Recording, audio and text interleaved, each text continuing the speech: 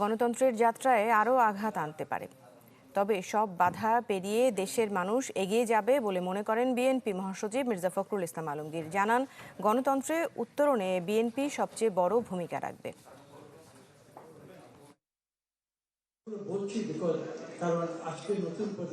শহীদ বুদ্ধিজীবী দিবসে রাজধানীর ইঞ্জিনিয়ার্স ইনস্টিটিউটে বিএনপির আলোচনা সভা, যেখানে উঠে আসে সাম্প্রতিক নানা ইস্যু।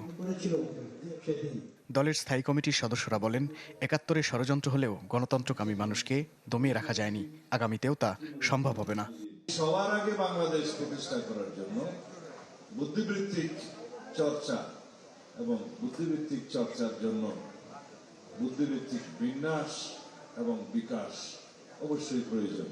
আগামী নির্বাচনে তারা ৫৪ বছরের প্রতিশোধ নেবে। ভাই ৫৪ বছরে কিসের প্রতিশোধ নেবেন আপনারা? আগে বুঝলাম না এটা। আমি একটু জাতি জানতে চায়, কিসের প্রতিশোধ নেবেন, কার কাছ থেকে প্রতিশোধ নেবেন? আলোচনায় অংশ নিয়ে বিএনপি মহাসচিব অভিযোগ করেন, নির্বাচন বানচালে নতুন করে ষড়যন্ত্র চলছে। তা রুখে দিয়ে নেতাকর্মীদের মাথা উঁচু করে থাকার আহ্বান জানান তিনি। আজকে সমস্ত চক্রান্তকে, সমস্ত ষড়যন্ত্রকে নস্যাৎ করে দিয়ে এই যে যুদ্ধ আমরা নতুন শুরু করেছি, এই যে সংগ্রাম শুরু করেছি, যে নির্বাচনের মধ্য দিয়ে আমরা আমাদের যে স্বপ্ন, তারেক রহমান সাহেবের যে স্বপ্ন, আমাদের নেত্রী বেগম খালেদা জিয়ার যে স্বপ্ন, আমাদের প্রতিষ্ঠাতা শহীদ জিয়ার আমাদের স্বপ্ন, সত্যিকার অর্থেই একটি সুখী সমৃদ্ধ গণতান্ত্রিক বাংলাদেশ গড়ে তুলবার সেই স্বপ্নকে আমরা অবশ্যই বাস্তবায়িত করবো ইনশাআল্লাহ।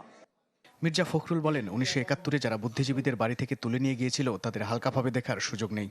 বাড়িতে বাড়িতে বিশ্ববিদ্যালয়ের কোয়ার্টারগুলোতে অথবা তাদের বাড়ি থেকে যারা তুলে নিয়ে গিয়েছিল তারা ছিল কিন্তু বাঙালি সন্তান।